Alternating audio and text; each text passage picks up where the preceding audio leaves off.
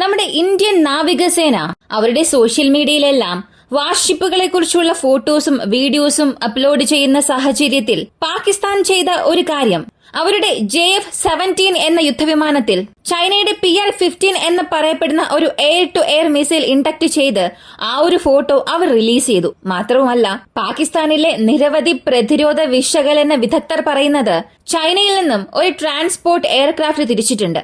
അത് മുഴുവനും PL-15 എന്ന 200 കിലോമീറ്റർ ദൂരപരിധിയുള്ള എയർ ടു എയർ മിസൈൽ പാകിസ്ഥാനിലേക്ക് വന്നിറങ്ങിയിട്ടുണ്ട് എന്നാണ്. അങ്ങനെയാണെങ്കിൽ ഈ പാകിസ്ഥാനികൾ PL-15 എന്ന ഈ ഒറ്റ എയർ ടു എയർ മിസൈൽ ഉപയോഗിച്ച് ഇന്ത്യൻ വ്യോമസേനയെ മുഴുവനായും നശിപ്പിക്കും എന്ന് പറയുന്നുണ്ടല്ലോ. ഇവയെക്കുറിച്ചാണ് ഈ ഒരു വീഡിയോയിലൂടെ നമ്മൾ വിശദമായി അറിയാൻ പോകുന്നത്.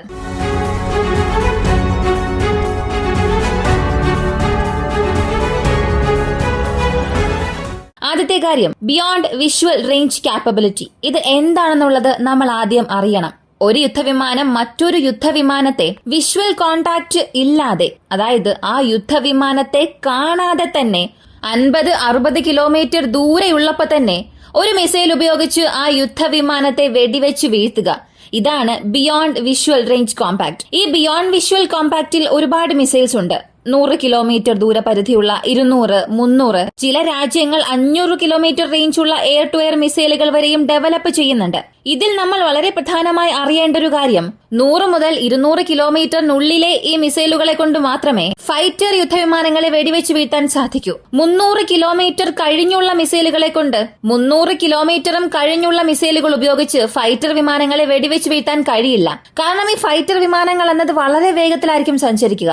അതുകൊണ്ട് 300 കിലോമീറ്റർ ദൂരപരിധിയുള്ള മിസൈലുകളെ കൊണ്ട് ഏരിയൽ റീഫ്യൂവലിംഗ് ടാങ്കേഴ്സ്, AWACS ഇങ്ങനെയുള്ള വളരെ പതിയെ പറക്കുന്ന വലിയ സൈസിലുള്ള വിമാനങ്ങളെ വെടിവെച്ച് വീഴ്ത്താൻ സാധിക്കും. അപ്പോൾ പാകിസ്ഥാനെ സംബന്ധിച്ചിടത്തോളം അവരുടെ പക്കൽ വളരെ ശക്തമായ ഒരു വ്യോമ പ്രതിരോധ മിസൈൽ ഉണ്ട്. 2010 അമേരിക്കയുമായി ഒരു കരാർ ഉണ്ടാക്കുകയും ഏകദേശം 500 ആംറാം മിസൈൽസ് പാകിസ്ഥാൻ വ്യോമസേനയുടെ F-16 യുദ്ധവിമാനങ്ങൾക്ക് വേണ്ടി വാങ്ങി. ലോകത്തിലെ ഏറ്റവും നൂതനമായ എയർ ടു എയർ മിസൈൽസ് എല്ലാം തന്നെ അമേരിക്കയുടെ പക്കലും യൂറോപ്യൻസിന്റെ പക്കലും മാത്രമാണുള്ളത്. അപ്പോൾ അമേരിക്കയുടെ പക്കൽ നിന്ന് വാങ്ങിയ ഈ ഒരു ആംറാം പാകിസ്ഥാന് വളരെ വ്യക്തമായ ഒരു നേട്ടം തന്നെ നൽകി. കാരണം 4 വർഷങ്ങൾ കഴിഞ്ഞ് നമ്മൾ റഷ്യയുടെ പക്കൽ നിന്നും നമ്മുടെ സുഖോയ് Su-30 MKസിനു വേണ്ടി ഒരു VVR മിസൈൽ വാങ്ങുന്നു.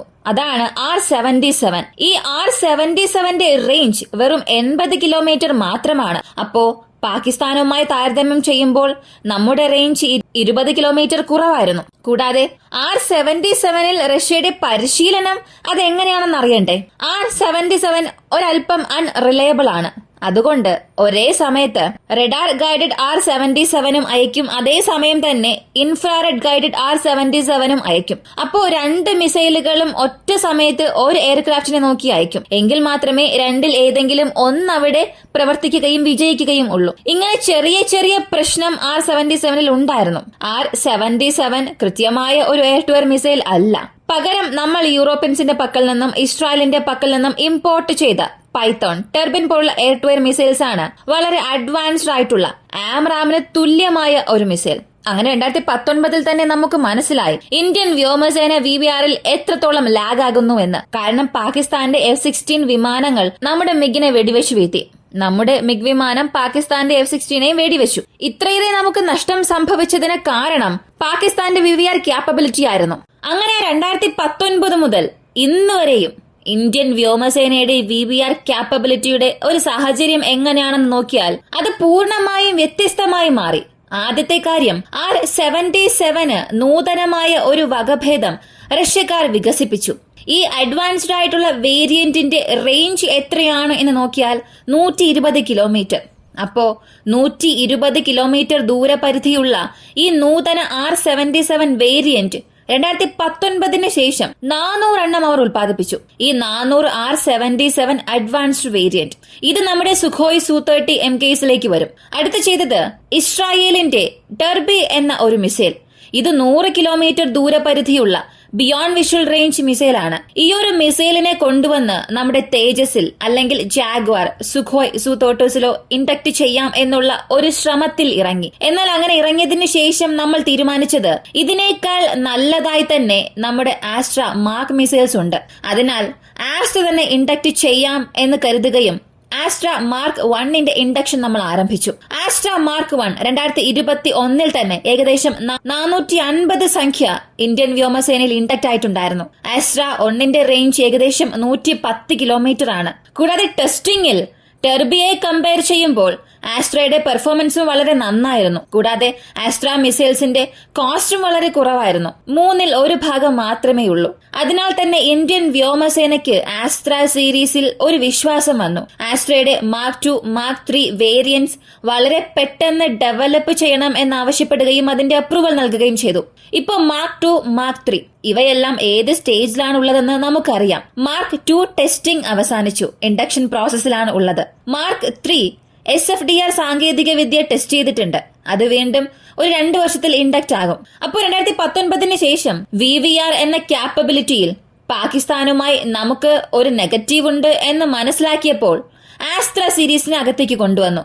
R77ന്റെ ഇംപ്രൂവ്ഡ് വേരിയന്റ് അകത്തേക്ക് വരുന്നു. കൂടാതെ പ്രധാനമായും പറയണം എന്നുണ്ടെങ്കിൽ റഫേൽസിന്റെ മീറ്റിയോർ മിസൈൽസ് അകത്തേക്ക് വരുന്നു. എല്ലാവർക്കും അറിയാം, ഫ്രാൻസിന്റെ പക്കൽ നിന്നും 36 റഫേൽസ് വിമാനം നമ്മൾ വാങ്ങി. ഈ 36 റഫേൽസും മീറ്റിയോർ എന്ന വളരെ വളരെ ശക്തമായ ഒരു എയർ ടു എയർ മിസൈലുമായാണ് വന്നത്. ഏകദേശം 250 മീറ്റിയോർ മിസൈലുകൾ ഇന്നുവരെയും നമ്മൾ വാങ്ങിയിട്ടുണ്ട്. ഓരോ മീറ്റിയോറിന്റെയും റേഞ്ച് ഏകദേശം 200 കിലോമീറ്റർ ആണ്. ഈ 200 കിലോമീറ്റർ ദൂരപരിധിയിൽ നമ്മൾ വളരെ പ്രധാനപ്പെട്ടതായി കാണേണ്ടത് നോ എസ്കേപ്പ് സോൺ ആണ്. ഈ നോ എസ്കേപ്പ് സോണിന്റെ ഒരു കോൺസെപ്റ്റ് അതെന്താണെന്ന് അറിയണം. ഒരു പ്രത്യേക റേഞ്ചിൽ, അതായത് ഒരു പ്രത്യേക ഡിസ്റ്റൻസിൽ നമ്മൾ ശത്രുവിനെ നോക്കി ഒരു എയർ ടു എയർ മിസൈൽ അയക്കുകയാണെങ്കിൽ ശത്രു രക്ഷപ്പെടാനേ പാടില്ല. അവൻ എത്ര തന്നെ മെനുവർ ചെയ്താലും രക്ഷപ്പെടാൻ കഴിയില്ല എന്ന ഒരു റേഞ്ച് ഉണ്ടാകണം. ആ റേഞ്ചാണ് നോ എസ്കേപ്പ് സോൺ. അപ്പോ ഈ നോ എസ്കേപ്പ് സോൺ എത്രത്തോളം അധികമാണോ അത്രത്തോളം തന്നെ ആ മിസൈലിന്റെ കഴിവും അധികമായിരിക്കും. അപ്പോ ഈ മീറ്റിയോറിനായിരുന്നു ഉള്ളതിൽ തന്നെ വളരെ ബെസ്റ്റായ നോ എസ്കേപ്പ് സോൺ ഉണ്ടായിരുന്നത്. 60 കിലോമീറ്റർ ആണ്. 60 കിലോമീറ്ററോളം അടുത്തു വന്ന ആ മിസൈലിനെ അയച്ചാൽ പോലും ശത്രുവിനൊന്നും ചെയ്യാൻ സാധിക്കില്ല, അവർക്ക് രക്ഷപ്പെടാൻ കഴിയില്ല. അപ്പോ ഇത്രയേറെ ക്യാപ്പബിളായ മീറ്റിയോർ മിസൈൽസിലുള്ള ഒരേയൊരു പ്രശ്നം, ഇത് 36 റഫേലിൽ മാത്രമേ ഇൻഡക്ട് ചെയ്യാൻ സാധിക്കുകയുള്ളൂ. കൂടാതെ മറ്റേതൊരു യുദ്ധവിമാനങ്ങളിലും ഇതിനെ ഇൻഡക്ട് ചെയ്യാൻ സാധിക്കില്ല. കാരണം ഫ്രഞ്ചുകാർ ചെയ്തത് റഷ്യൻ FCR കൂടാതെ ഇസ്രായേൽ FCR, അതായത് ഫയർ കൺട്രോൾ റഡാർ. ഈ 2 പ്രത്യേക ഉപകരണങ്ങളിലും നിങ്ങൾ എന്റെ റഡാർ ഇൻഡക്ട് ചെയ്യാൻ പാടില്ല എന്ന് പറഞ്ഞു. അപ്പോ നമുക്കുള്ള ഒരേയൊരു ഓപ്ഷൻ സുഖോയ് Su-30യിലും തേജസിലും ഉള്ള FCRനെ ഇന്ത്യൻ വേരിയന്റ് ആക്കി മാറ്റണം. അതായത് സുഖോയ് Su-30യിൽ വിരുപക്ഷീയ റഡാർ നമ്മൾ നിർമ്മിക്കുന്നുണ്ട്. അത് വളരെ പവർഫുള്ളായ ഒരു റഡാറാണ്, അത് ഇൻഡക്ട് ചെയ്യണം. ഇനി തേജസിൽ ഉത്തമേസ റഡാറും ഘടിപ്പിക്കണം. ഇതിൽ നമ്മെക്കൊണ്ട് മീറ്റിയോർ ഇൻഡക്ട് ചെയ്യാൻ സാധിക്കും. അപ്പോ ഇതിന്റെ ഒരു അനുവാദവും ഫ്രാൻസ് നൽകിയിട്ടുണ്ട്. അതിന് നെഗോസിയേഷനും അവസാനിച്ചു. ഇപ്പോ വിരുപക്ഷ, ഉത്തമേസ് റഡാർ ഇവ രണ്ടും പ്രത്യേകം തയ്യാറാക്കിയിട്ടുണ്ട്. ഫ്ലൈറ്റിൽ ടെസ്റ്റ് ചെയ്തുകൊണ്ടിരിക്കുന്നോ ഇല്ലയോ എന്നുള്ളതിനെ കുറിച്ചുള്ള അപ്ഡേറ്റ്സ് ഒന്നും ഇതുവരെ ലഭിച്ചിട്ടില്ല. പാകിസ്ഥാന്റെ പക്കലുള്ളതിൽ വളരെ ശക്തമായ VVR ഉപകരണങ്ങൾ, ഒന്ന് ആംറാം, മറ്റൊന്ന് PL-15 എന്ന് പറയപ്പെടുന്ന ഏകദേശം 145 കിലോമീറ്റർ ദൂരപരിധിയുള്ള ഒരു എയർ ടു എയർ മിസൈലാണ്. TL-15ന്റെ റേഞ്ച് 200 മുതൽ 300 കിലോമീറ്റർ ആണ് എന്ന് പല വെബ്സൈറ്റ്സിലും പറഞ്ഞിട്ടുണ്ട്. എന്നാൽ അതിന്റെ എക്സ്പോർട്ട് വേരിയന്റ് ആണ് പാകിസ്ഥാന്റെ പക്കൽ ഉള്ളത്. എക്സ്പോർട്ട് വേരിയന്റിൽ 145 മുതൽ മാക്സിമം 170 കിലോമീറ്റർ വരെ മാത്രമേ റേഞ്ച് ഉള്ളൂ. അപ്പോ നിലവിൽ പാകിസ്ഥാന്റെ പക്കൽ ഉള്ളതിൽ വെച്ച് ബെസ്റ്റായ ഒരു മിസൈൽ അത് ഈ PL-15 ആണ്. അതിന്റെ ദൂരപരിധി മാക്സിമം 170 കിലോമീറ്റർ ആണ്. എന്നാൽ നമ്മുടെ പക്കലുള്ളത് മീറ്റിയോർ, അതിന്റെ റേഞ്ച് 200 കിലോമീറ്റർ ആണ്. അപ്പോ നോ എസ്കേപ്പ് സോണും ഇതിൽ തന്നെയാണ് ബെസ്റ്റ് ആയിട്ടുള്ളത്. അങ്ങനെ നോക്കിയാൽ 2019 പാകിസ്ഥാൻ ഉണ്ടായിരുന്ന ഒരു അഡ്വാൻറ്റേജ് ഇപ്പൊ പൂർണ്ണമായും നമ്മുടെ ഭാഗത്തേക്ക് മാറിയിട്ടുണ്ട്. കൂടാതെ ആരംഭത്തിൽ ഞാൻ പറഞ്ഞതുപോലെ ചൈനയുടെ ഒരു ട്രാൻസ്പോർട്ട് എയർക്രാഫ്റ്റ് PL-15 നിറച്ച് പാകിസ്ഥാനിലേക്ക് വന്ന് ഇറങ്ങിയിട്ടുണ്ട് എന്ന വാർത്തകൾ വരുന്നുണ്ട്. ഇത് വെരിഫൈഡ് ആയ ഒരു ക്ലെയിം അല്ല, ഒഫീഷ്യൽ സോഴ്സസിൽ നിന്നും നമുക്കത് ലഭിച്ചിട്ടില്ല. എന്നാൽ അതേസമയം 2 ദിവസത്തിന് മുൻപ് അമേരിക്കയുടെ C-17 ഗ്ലോമാസ്റ്റർ വിമാനം ജയ്പൂരിലേക്ക് ലാൻഡായി. അതുപോലെ ഇസ്രായേലിന്റെ ട്രാൻസ്പോർട്ട് എയർക്രാഫ്റ്റും ജയ്പൂരിൽ ലാൻഡായി. ഈ 2 വിമാനങ്ങളും എന്താണ് കൊണ്ടുവന്നത് എന്ന് ഇപ്പോഴും നമുക്കറിയില്ല. എന്നാൽ ഇസ്രായേൽ ഇന്ത്യക്ക് ആയുധങ്ങൾ നൽകി സപ്പോർട്ട് ചെയ്യും. അമേരിക്കയുടെ ട്രംപ് അഡ്മിനിസ്ട്രേഷനും പരസ്യമായി ചെയ്തില്ലെങ്കിൽ കൂടിയും പാക് ചാനൽസിലൂടെ ഇന്ത്യക്ക് ആവശ്യമായ സപ്പോർട്ട് അവർ നൽകും. അപ്പോ ഈ 2 ട്രാൻസ്പോർട്ട് എയർക്രാഫ്റ്റ് എന്ത് കൊണ്ടുവന്നു എന്നുള്ളതിൽ ഒരുപാട് ഊഹാപോഹങ്ങൾ നമുക്കുണ്ട്. പക്ഷേ അതൊന്നും നമ്മൾ സംസാരിക്കേണ്ട ആവശ്യമില്ല. കാരണം ഇപ്പോ ഇന്ത്യൻ സർക്കാരിന്റെ ഭാഗത്തുനിന്ന് വന്ന ഒരു അറിയിപ്പ് സൈനികരുടെ ട്രൂപ്പ് മൂവ്മെന്റ്സിനെ കുറിച്ചോ ആയുധ സംഭരണത്തെക്കുറിച്ചോ അധികം ആരും സംസാരിക്കാൻ പാടില്ല എന്ന്. അതുകൊണ്ട് ഈ ഊഹാപോഹങ്ങളെ കുറിച്ചൊന്നും നമ്മളിവിടെ സംസാരിക്കുന്നില്ല. പക്ഷെ നമുക്കറിയാം ആ ട്രാൻസ്പോർട്ട് എയർക്രാഫ്റ്റിൽ എന്തായിരിക്കുമെന്ന്. അവസാനമായി പറയാൻ ഉദ്ദേശിക്കുന്നത്, ഇന്നുവരെയും VVRൽ ഇന്ത്യക്കാണ് അഡ്വാൻറ്റേജ് ഉള്ളത്. മീ-2R, അസ്ത്ര, മാർക്ക് 1 മിസൈൽസ് കാരണം. ഇവയെല്ലാം പാകിസ്ഥാനെ കൊണ്ട് കൗണ്ടർ ചെയ്യാനും സാധിക്കില്ല. റഫേലിന്റെ അടുത്ത് പാകിസ്ഥാന്റെ JF-17, J-10C പോലുള്ള യുദ്ധവിമാനങ്ങൾക്ക് നിൽക്കാൻ പോലും സാധിക്കില്ല.